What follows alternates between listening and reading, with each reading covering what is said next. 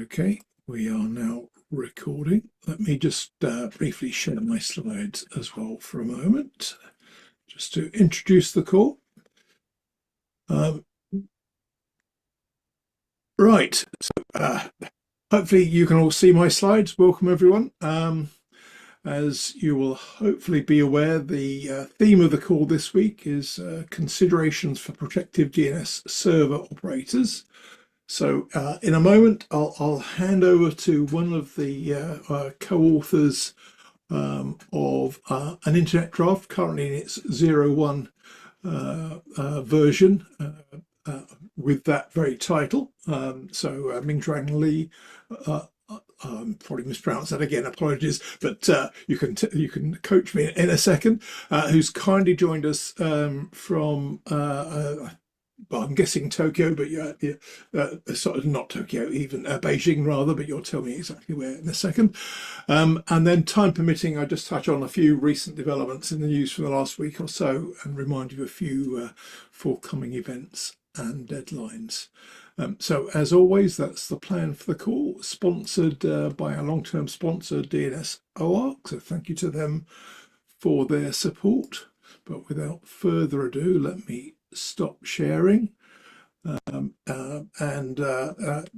Mingxuan, thank you for coming on. Appreciate you staying up late to do this. I'm really interested to hear your presentation, so over to you. Okay, thank you. And I'll share my slides. Could you see my slide? Okay. All good. Okay. Hello, I'm Mingxuan from Zhongguancun Laboratory, China. I'll present our draft considerations for protective DNS server operators today. First of all, I want to illustrate that why do we need protected DNS? Sending DNS requests for domain names is the start of the navigation on the internet. For example, visiting our 419-point consulting websites. Unfortunately, domain names are also frequently abused or even registered for malicious activities, such as malware. According to Cisco, over 90% of internet attacks are backed by the resolution of malicious domain names. Therefore, blocking DNS resolutions of malicious domain names can effectively curb cyber attacks. To block malicious domains at the DNS resolution level, protective DNS was proposed. PDNS is always deployed on recursive resolvers, and it can proactively intercept and block malicious activities during the domain resolution process. In theory, when a PDNS server receives a query for domain names that appear on its block list, such as phishing-related domains, it prevents successful resolution by rewriting the DNS response to return secure results rather than its original malicious results. Considering these benefits, though it has not been proposed for long, it has already gained support from dozens of large DNS services such as Cloudflare and Cloud9. In addition, countries including the US, Canada, and Europe are also releasing initiatives for deploying national PDNS infrastructures. Although the increasing demand for PDNS due to the lack of unified deployment guidelines, current PDNS deployments exist inconsistencies, and there was even some exploitable implementation flaws, such as those detailed in our NDSS 2024 paper. Therefore, in order to ensure that the PDNS defense mechanism can be used and deployed more securely, and we proposed this draft. Specifically, our draft aims to provide specific operational and security considerations for protective DNS to make the service more usable and secure. And in our draft, we present operational considerations from 4 aspects, which is fundamental in the deployment of PDNS.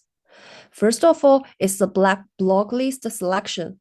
The blacklist contains a list of malicious domains that require rewriting operation, and is crucial in determining the accuracy and the coverage of the defense capabilities.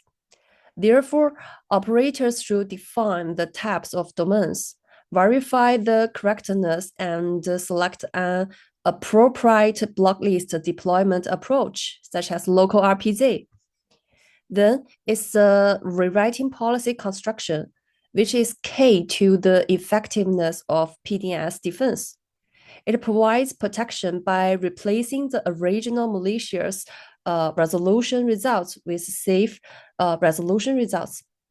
Thus, they should select appropriate rewriting approaches from the 5 specific practices according to their unique characteristics. For example, the controlled secure IP addresses. Besides, this TTL determines how long these parsed records exist in the cache. An appropriate TTL value needs to be configured for the records to be rewritten. Then they should also consider the performance impact. For example, the query latency caused by introducing the matching with blacklist should be considered before. Because this rewriting behavior is a black box to users who can only perceive that the website is inaccessible. PDNS operators should ideally explain and inform them about this type of defense behavior, like a website in this figure, or their EDE. More importantly, the deployment and implementation of PDNS need to avoid potential security risks.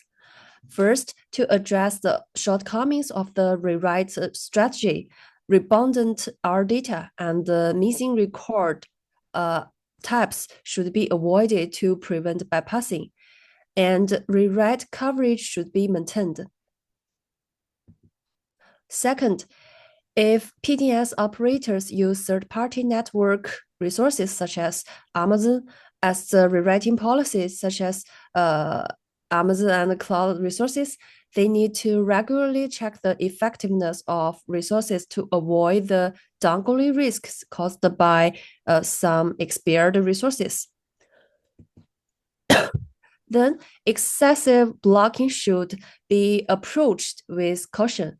On the one hand, when building the block list, avoid using generalizing target domains, likely only using the keywords, not domains, or using the wildcard domains. And on the other hand, it needs to be considered that aggressive blocking could lead to a denial of response threat, and it can be exploited by the attackers.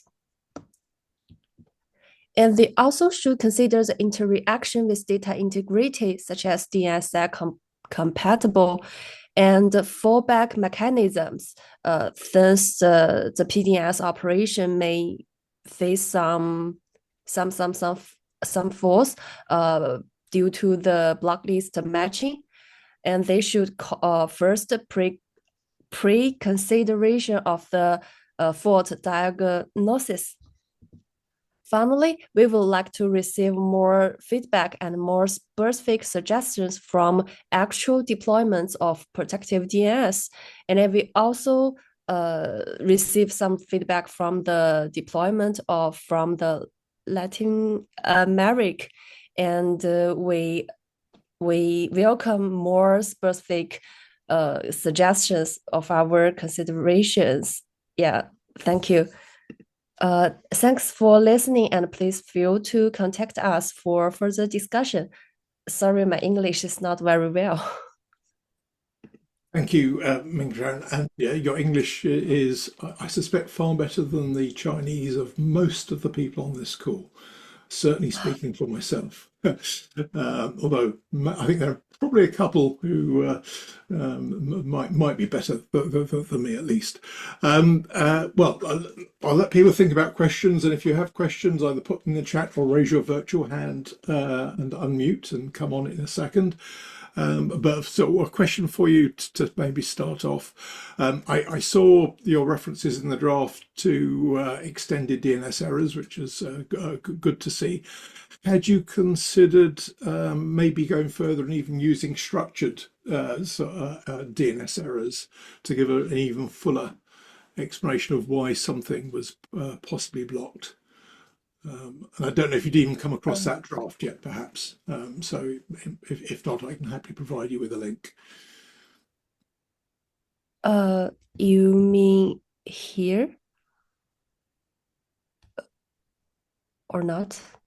So no, within your, I looked at the actual draft itself, and well, in fact, also in your presentation, you did talk about the EDE as an option to give clarification why something was blocked. I think in your example, if I that you referred to, you said prohibited. Yes, this one here.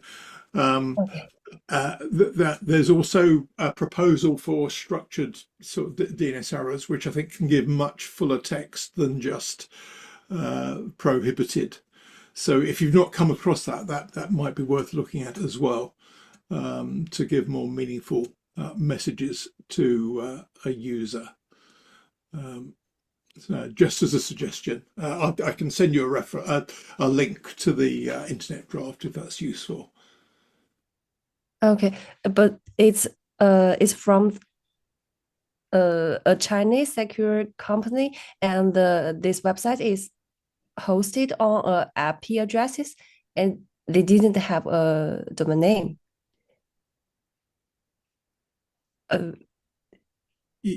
Yeah, I think for this example was completely fine. It's just rather than EDE, structured error Okay. message gives an even clearer explanation. Okay. Thank you. I understand. Okay. Yeah. Okay. Sorry, Tom. I think you had a question.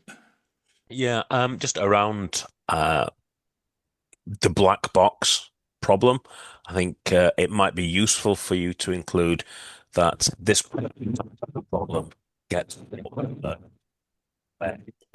Sorry, Your I did. sound has cut out there, Tom. Is this? I've got a new microphone and I think it's rubbish. Is that better? Can you hear me? You've gone a bit faint, but it's clearer. Okay. So when we're talking about the black box problem,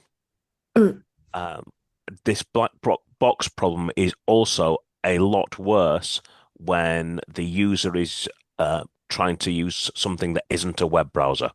So any non-interactive user agents, and also things like single-page web apps even can fail in ways that are really non-obvious to the user when we're using protective DNS. So I think that's something that's useful to consider when setting up protective DNS, because if you overblock certain sites, you can very easily get failures that your end users see but don't understand very easily. Yeah. Why we say that they should offering some explanation is that there has been some false positive for the blocking. For example, I forgot, but Baidu.com in China has been blocked by maybe Google for the false. Is a false positive. So the blocking of protective DNS is a totally black box for the users, and they didn't know the reasons because the internet has some, for example, DNS hijacking may also perform the same results for the users. So we recommend that the PDNS operators provide a explanation to the users and also a contact methods, for example, email, when the users considers that the blocking result is a false positive. Sorry, could you understand? Okay, thank you. Yeah, thank you, Tom. I see David has put in the chat that as far as he knows, Safari is the only browser that properly implements existing EDEs into the browser behavior. So I don't know if you've looked into that, Mingxuan, but that might be worth considering, where the EDE sort of messages will actually be played back to a user. In our paper, we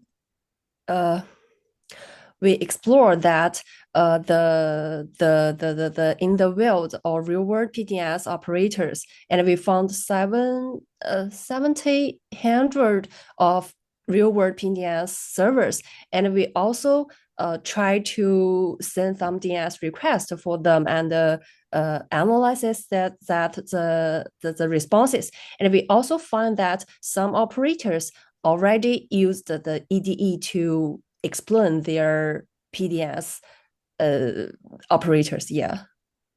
But whether to show to users, when I use the coding, when I send dig for domain name, I will see the raw packets or the all the records in this DNS response. But for normal internet users, I think they may not understand this EDE option. So that's fair. Yeah. Yeah. So even if the browser supports it, they may not understand the message, perhaps. Yeah. For example, for my dad or mom, they don't know the computing science, so they didn't know the EDE option. They only say that this page, okay, my this resolution is not safe, so it's blocked. Yeah. Fair. Okay. Yeah, that's good. Tail is just reminding us all that the EDEs are not securable with DNSSEC.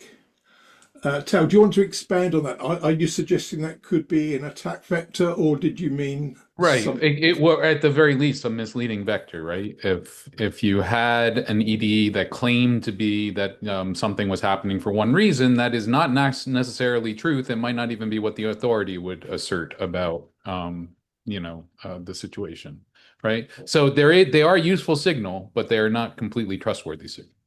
Yeah.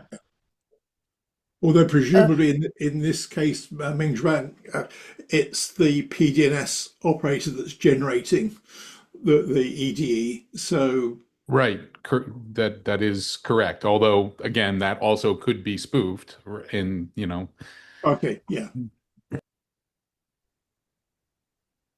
Okay, so there are some security considerations you may want to think about in your draft about an attacker, I guess, between the PDNS operator, I think Tao was suggesting, and the end user that could inject a false response, possibly.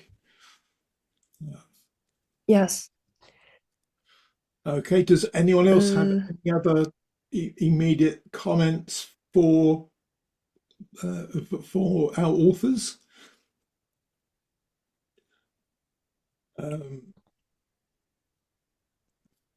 Let's see, David is suggesting you can make it non-spoofable by using DOE. So DNS over HTTPS externally and internally. Again, David, did you want to just elaborate on that a little to expand that?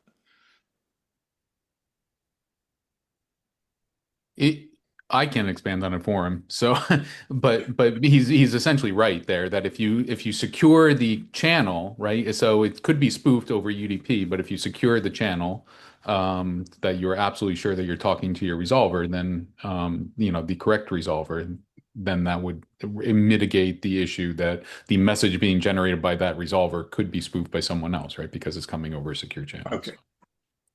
Right. So by having an encrypted connection. but then that sort of deals with that particular problem. And apologies, David, for asking you to come on when, realizing that you don't have your normal connections. Sorry about that. I didn't see that. Eric, see you're waiting patiently. Yeah. Under operational consideration, one of the things that I've seen before is that blocklist operators, when you select someone to provide a block list for your protective DNS, maybe one of many, and it's possible for that operator to list a domain that you critically depend on for your business or organization. Yeah. You might consider adding another consideration is that part of blocklist selection might be an additional paragraph around making sure that you locally define domains that are critical to your organization, because sometimes mistakes can be made. Sorry, you mean that the different operation or company choose different block lists, and we should consider that? The block list provider might make a mistake or have a false positive for Yes. something that when you use protective DNS, either yourself or you're using lists provided by other, by threat intelligence providers, that they may include a domain that disables your operation. Oh, okay, I understand. After my NDSS paper, and I also do some block list organization work. For example, after we probing this real world PDNS, and we found that although we think that PDNS has maybe considerable device and they didn't have some limitations, but in our testing, the block list general size is always 20,000, and you mean that the correctness and the size is also are two effects to be considered when they real deployed on recursive resolvers. So yeah. I think what he's saying, I think what he's saying is that you should consider putting in a list ahead of the block lists to specifically pass ones that are critical to your business, thus eliminating the risk. Okay. Somebody else potentially putting it in their feed. So, for example, I might want to, have as a pass through google.com if I care about getting to my Google documents. Yes. So even if in your example, Eric, google.com for some reason appeared in a block list that was consumed by the PDNS operator, you'd have a local allow list that you'd want to override that to avoid those sorts of problems. Yeah, that's generally the advice we provide to customers too. It wouldn't be a should, but they, operators might consider. Okay. Understand. Lehman here. I suggest you call it a whitelist because that's a name that's used in many contexts. Yes, I understand. And we also consider that in the cloud scenarios, the users are labeled in the subdomains, such as Mingxuan.amazon.com for my S3 bucket. So we consider that whether to say in this draft that, like you said, whitelist, because the famous domain names and some cloud domain names, because when you blocked these cloud domains, even when the FQDNs, for example, some subdomains for a user is used for some malicious activities for some, for example, phishing websites, but if you blocked the SLD, for example, Amazon.com, it will cause some unexpected impact. Am I represent well?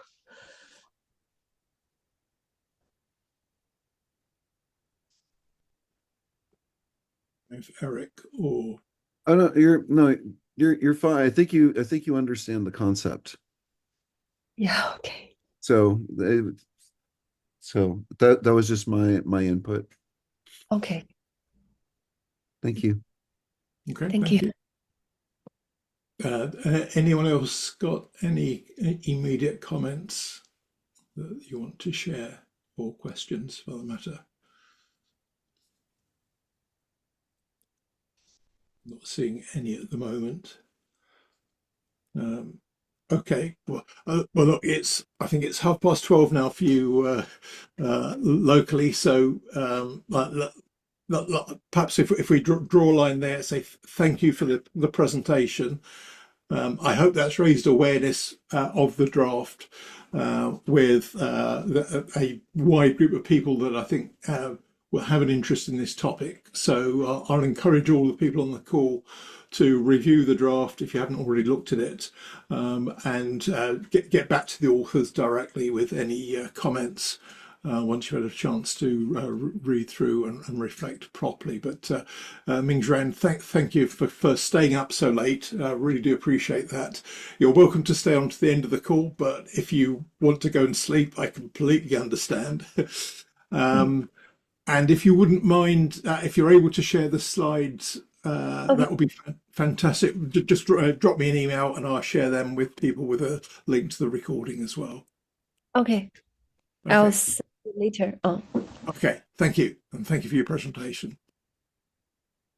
Thank you for all the questions, but my English is poor. And if you have some questions not clear, welcome to send email to me. Thank you. Polly, thank you. And your English was good, but thank you. Thank you. Okay, right. Well, I hope that was useful to people. And as I say, I appreciate someone staying up till after midnight to give us a presentation. Okay, so I'll just, as per normal, move on. Just highlight a few things from the that I picked up in the news over the last week. Firstly, the sort of DNS specific things, and as always, I won't go through every last one of these. I'll just highlight the ones that particularly jumped out to me. So, top of the screen first, there's a sort of useful summary from Vicara, just highlighting a few aspects of the GTLD application process that's due to kick off with ICANN in the new year. And they put in some interesting considerations for an applicant to take into account. So if anyone has any aspirations to apply for a GTLD, I guess, and deep pockets, because I think it's quite an expensive process, then that could be a useful read. Also, over the weekend, the OARC 45's session recordings have become available. And you'll see from the link on the screen takes you to a list of all of the recordings of all of the sessions. So if you either were there but wanted to refer back to something, or indeed you weren't able to attend but wanted to catch up with some of the sessions, you can now do that. The other one I mentioned from this first screen, the bottom of the screen, there were a number of announcements from Infoblox over the last week, including some integration with Microsoft's I'll pronounce it as I think it was intended, ZT DNS capabilities. So amalgamating those with protective DNS. There were some other announcements they made as well, but that was probably the most immediately interesting one. I know there's some people on this call that definitely have an interest in Zero Trust DNS, and hopefully that's the first of a whole sequence of announcements from Infoblox and others integrating that capability into, for example, protective DNS. Other things, yeah, probably just pull out the one on the bottom of the screen. There was an article in ZDNet on how to enable a private DNS or private DNS mode on Android phones, which basically involved downloading Cloudflare's Warp app to then switch it on. In my opinion, it used the example of Quad 1 as the resolver. It did reference some other options as well, but it could usefully have highlighted that if you go for Quad 1, then you don't have any malware blocking. You have to use one of the other Cloudflare options to get malware blocking, amongst other things. And also it omitted, because it was about privacy from a network observer, it omitted to just remind people that you still don't, in this case, the resolver operator potentially has full visibility of your activities, even if the network, and it used the example of a public Wi-Fi service, doesn't have visibility. So yeah, I think it maybe missed a few aspects. And then, so last one I mentioned, middle of this week, Eurodig are hosting a short discussion, I think an hour and a half. It's from 1400 to 1530. That's a typo, I just realised on the slide. So it's not from 4 a.m. to 15:30. It's from 1400 to 15:30. So it's 90 minutes on the WSIS plus 20 process, and referencing the preparations for a high-level review conference this year. And then more generally, there's a whole load of other stuff. I was particularly delighted to see a reference to magnetic tape going strong in the age of AI towards the bottom of the screen. Who knew? I smiled deeply when I saw that. No doubt they'll be talking up the prospects of COBOL programming to go with it anytime soon. And also, it's pleasing to see that the NSA and CSAT and others have released guidance on how to mitigate the malicious activity of bulletproof hosting providers, given that they can be particularly problematic for malware and illegal content. And then plenty of other things as well, but I won't go through all of these, but there may be one or two things there that catch your eye. Just finally, on this screen, the top of the screen, you'll see the FCC has rolled back cybersecurity rules for telcos, obviously US telcos, which is a little bit surprising given the arguably ever increasing risk of attack, particularly from state-backed actors, but not just state actors. So yeah, reducing the risk is a surprising step in my view. But yeah, you can read that and make up your own minds. So plenty of things in the news this week. Hopefully there'll be stuff there of interest. Also a few deadlines coming up. So, for example, there's a sort of FOSDEM DNS Dev Room call for presentations deadline in a couple of weeks. Also, same for South by Southwest London call for presentations, again deadline on the 7th, so it's coming up fairly soon. RIPE 92 and 93 fellowships, deadline the 10th. And Internet Society trustee nominations deadline the 12th, so a couple of weeks or so away. As well as at the top of the screen, the EU Multi-Stakeholder Forum on Internet Standards deployment. Again, deadline for the 12th for you to put forward any sort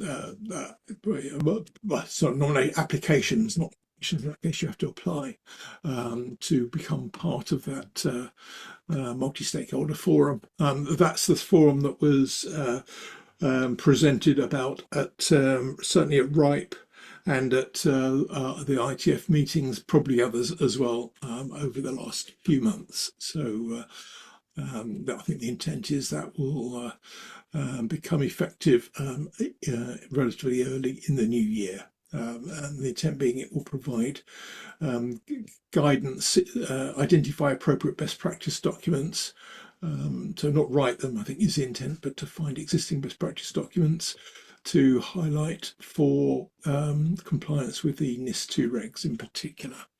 And then other deadlines rolling through into next year. So more time for those. There's in terms of forthcoming events, I've already mentioned the Eurodig event on Wednesday, and then next week the ITU Study Group 17 is meeting in Geneva, and a number of us will be there to talk about parental controls, amongst other things. And in a couple of weeks, you've got both the UK IGF meeting in London on the 11th, but on the 11th in the morning European time, the European Commission's high-level group on internet governance is meeting as well. So plenty happening in the next couple of weeks, certainly, and then I think things quite a little in the run up to the Christmas holidays, picking up again quite quickly in the new year, as you can see. So with all of that in mind, just a reminder, we won't have a call next week because I shall be at the Internet Watch Foundation's annual general meeting. So sorry about that. And then the following week we may, still waiting for confirmation from one of the participants, have a discussion about the case for and against blockchain-based naming systems. If I can't sort of nail that down in time, then we'll no doubt instead to sort of reflect on some of the discussions at the ITU Study Group 17 potentially, and no doubt other things from the news. So I'll try and get that now down over the next week, so we know for sure whether the discussions taking place on the 8th as advertised. If not, as I say, I'll have a contingency and we'll push that back probably to early in the new year instead. And I think that's pretty much it from me, other than to again thank our sponsors, DNS OARC, and stop sharing and see if there's anything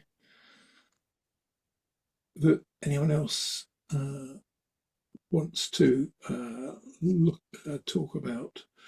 I saw in the chat, by the way, references to whether it should be blacklist and whitelist or blocklist and allow list.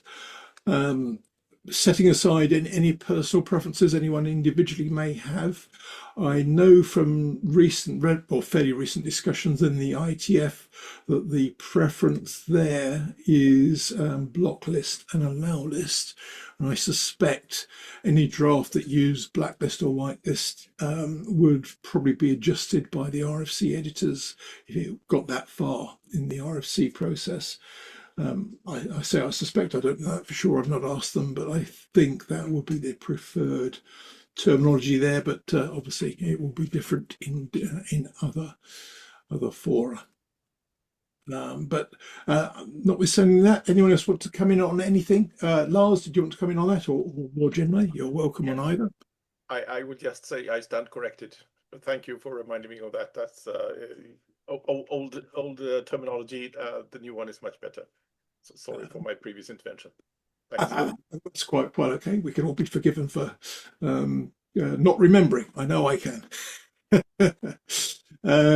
Yeah, and I think most people would know what you meant. I can see Simon is quite rightly, I think, referencing back to my magnetic tape and COBOL discussion, making the case for Fortran returning as well. Quite right too. I'm sure that's popular in many circles still. We'll have to start a thread about comparatively obscure programming languages. My own preference from back in the day was PL1, which I doubt many of you on this call would have stumbled across. But I can recommend it to you as an excellent programming language. I might be biased.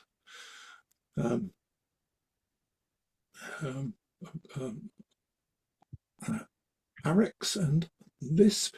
I presume that's a programming language reference, a preference rather, Lars Johan, rather than anything else. But yes, indeed. Well, I think probably Coble and Fortran, I mean, age-wise, probably would go back somewhat further than those. Some of you probably weren't wondering why on earth people bother with anything other than assembler. But there you are.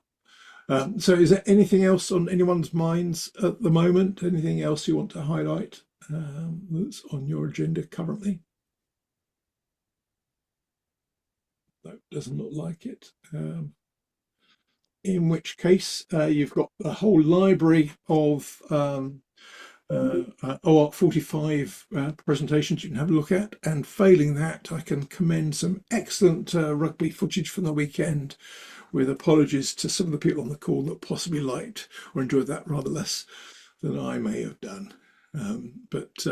Yeah, on that happy note then, yeah, have called from our back. Have a fantastic week. I'll share the recording as quick as I can once I've got the slides through from Mingxuan, and yeah, have a great week. Reminder, no call next week, but we'll catch up again in 2 weeks' time. So speak to you all then.